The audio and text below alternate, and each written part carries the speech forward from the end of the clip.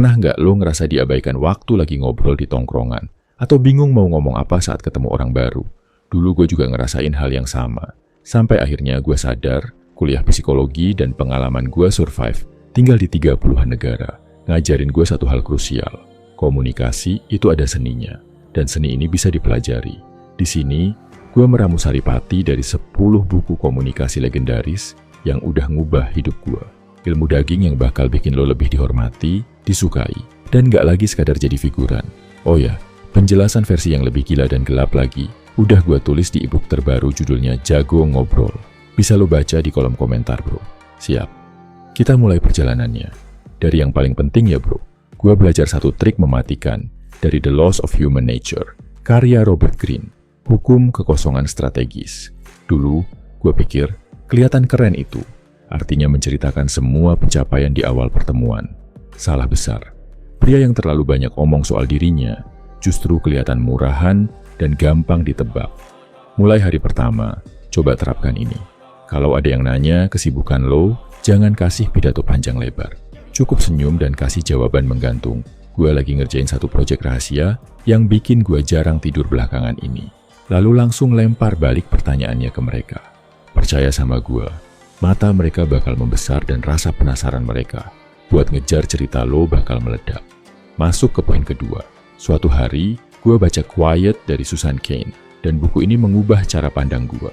Di dunia yang isinya orang-orang berisik berebut panggung, seorang high-value introvert justru memegang kendali lewat the power of intentional silence.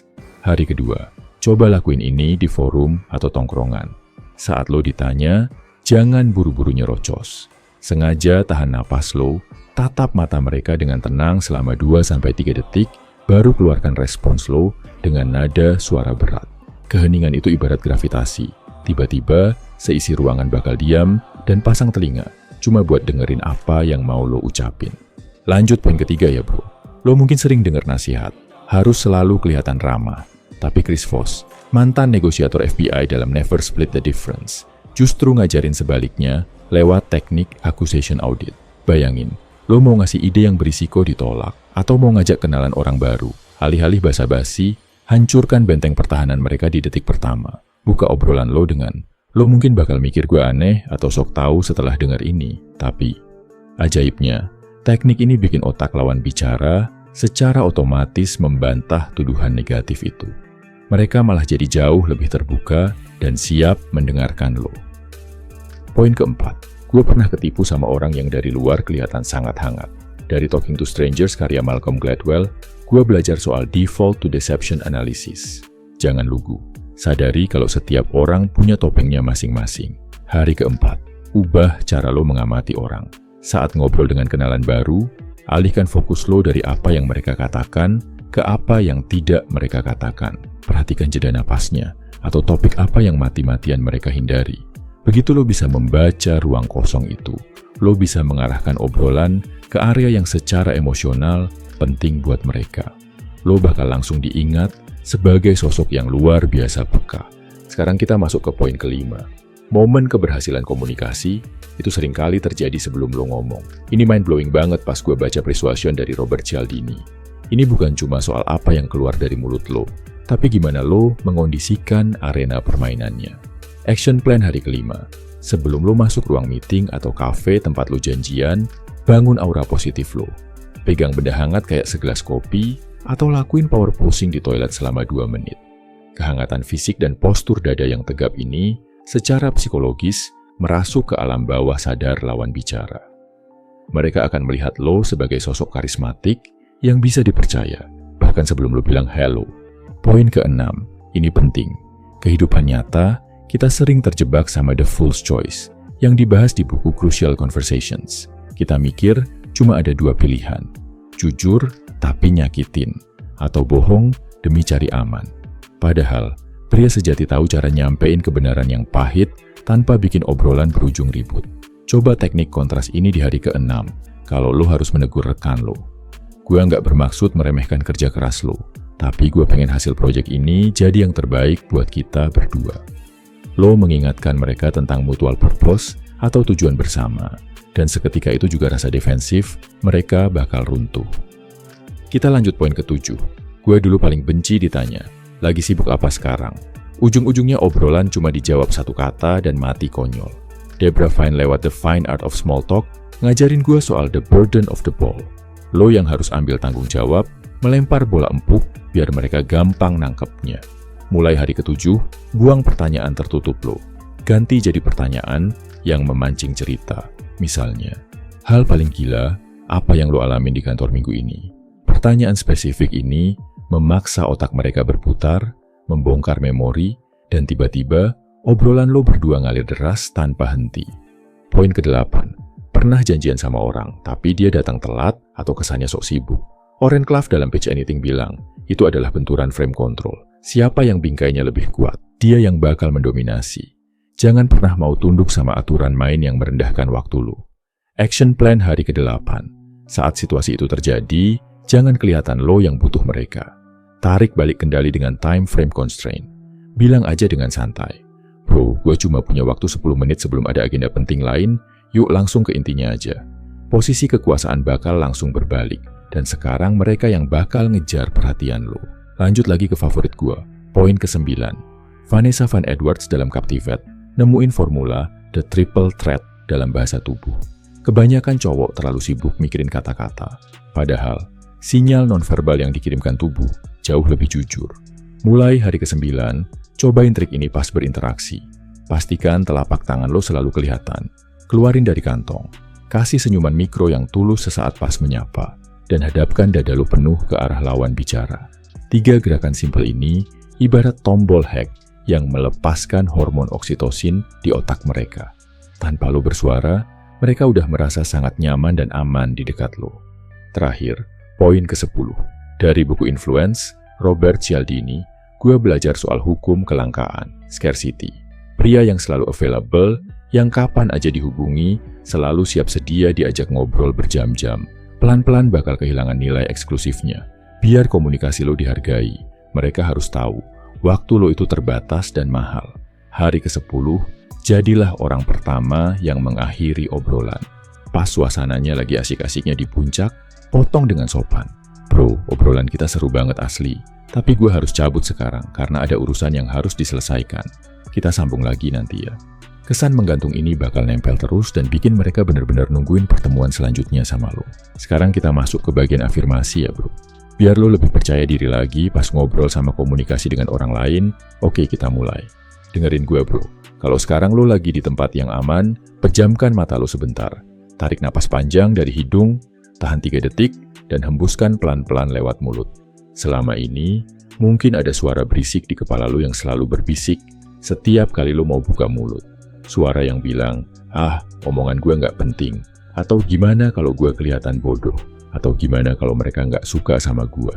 Hari ini, di detik ini juga, kita bunuh suara itu. Suara itu bukan realita. Itu cuma sisa-sisa rasa takut dari masa lalu yang nggak punya hak lagi buat nentuin masa depan lo. Mulai hari ini, lo harus sadar satu hal. Nilai diri lo nggak ditentukan dari validasi orang lain yang lo temui di jalan, di tongkrongan, atau di meja meeting. Validasi terbesar cuma datang dari satu orang, diri lo sendiri yang menatap balik di depan cermin. Lo nggak perlu jadi badut yang paling berisik di ruangan cuma buat diperhatikan. Lo nggak perlu menjilat, mencari muka, atau memaksakan tawa buat obrolan yang nggak lucu. Lo adalah seorang high value introvert. Kekuatan utama lo bukan pada seberapa banyak kata yang lo muntahkan, tapi pada seberapa berbobot setiap kalimat yang keluar dari mulut lo. Bayangin sosok pria dengan ketenangan absolut, layaknya Thomas Shelby yang berjalan masuk ke sebuah ruangan penuh kekacauan. Saat dia melangkah masuk, dia nggak berteriak cari perhatian. Dia diam, dia mengamati, dia menatap mata orang-orang dengan tajam tanpa berkedip. Dan di saat dia akhirnya memutuskan untuk bicara, seluruh ruangan terdiam secara otomatis buat mendengarkan. Aura dominasi yang tenang itu, energi itu, ada di dalam diri lo sekarang bro. Lo punya kapasitas itu. Dalam setiap interaksi, lo yang pegang kendali. Lo punya frame control yang nggak bisa dihancurkan. Setiap kali lo melangkah mendekati seseorang untuk ngobrol, lo bukan datang sebagai pengemis yang meminta waktu mereka. Lo datang membawa value. Lo membagikan energi positif lo yang berharga. Kalau ada orang yang merespons dengan dingin, meremehkan, atau mencoba merendahkan posisi lo, ingat ini baik-baik. Itu adalah pantulan dari ketidakamanan diri mereka sendiri, bukan tentang lo. Jangan pernah biarkan sikap buruk orang lain mendikte mood dan harga diri lo. Tarik mundur langkah lo, berikan senyum mikro yang elegan, dan sadari bahwa waktu lo terlalu mahal buat dibuang ke orang yang nggak sefrekuensi. Sekarang, resapi kata-kata ini ke dalam otak bawah sadar lo. Ucapkan di dalam hati, ikuti gua. Gua pegang kendali penuh atas diri gua. Kehadiran gua di ruangan ini punya makna dan nilai yang besar. Gua nggak butuh validasi siapapun untuk merasa cukup. Kalau gua memilih untuk diam, itu karena gua sedang mengobservasi, bukan karena gua takut. Saat gua bicara, kata-kata gua berbobot, terstruktur, dan layak didengarkan. Rasakan postur tubuh lo berubah. Tarik bahu lo ke belakang, pusungkan dada lo. Rasakan kaki lo berpijak kuat di atas tanah. Tubuh lo adalah cerminan pikiran lo. Saat lo berdiri tegak, lo sedang mengirim sinyal ke otak lo sendiri bahwa lo aman, lo kuat, dan lo adalah ancaman bagi rasa grogi itu sendiri. Bro, dunia di luar sana butuh pria-pria yang bisa memimpin dengan ketenangan. Pria yang gak gampang goyah karena tekanan sosial. Mulai detik ini, setiap kali lo merasa detak jantung lo berdebar kencang sebelum memulai obrolan, ubah persepsi itu. Itu bukan rasa takut, itu adalah adrenalin. Itu adalah bahan bakar yang diproduksi tubuh lo buat bikin lo tampil tajam, peka, dan karismatik. Buka mata lo pelan-pelan, tatap lurus ke depan. Lo udah dibekali ilmu komunikasi yang daging, lo udah punya pondasi psikologi yang kuat. Dan sekarang mental lo udah dilapisi baja. Keluar dari pintu sana, hadapi arena sosial dengan dada tegap. Mulai obrolan pertama lo hari ini, dan tunjukkan pada mereka siapa pria sejati yang sedang berdiri di hadapan mereka. Semua ilmu di video ini udah merubah hidup gua. Dan sekarang, giliran lo. Kalau lo butuh mau tahu rahasia yang lebih gelap tentang ilmu komunikasi, gua baru aja merilis jawaban dari keresahan lo. E-book Jago Ngobrol. Di dalam panduan khusus pria ini, semua trik psikologi, cara ngebunuh rasa grogi, sampai action list, biar lo bisa lebih jago komunikasi offline dan online. 150 halaman, diramu jadi puluhan hukum yang gampang dipahami. Gak cuma itu, spesial buat lo yang nonton video ini, lo bisa download e-booknya dengan sistem bayar semampunya. Lo sendiri yang nentuin harganya sesuai dengan value yang lo dapat. Langsung aja, cek link dan detailnya di kolom komentar di bawah, sikat e-booknya sekarang, dan transformasikan cara lo berkomunikasi jadi pria yang berwibawa mulai hari ini. Salam My Video Man, semangat bro.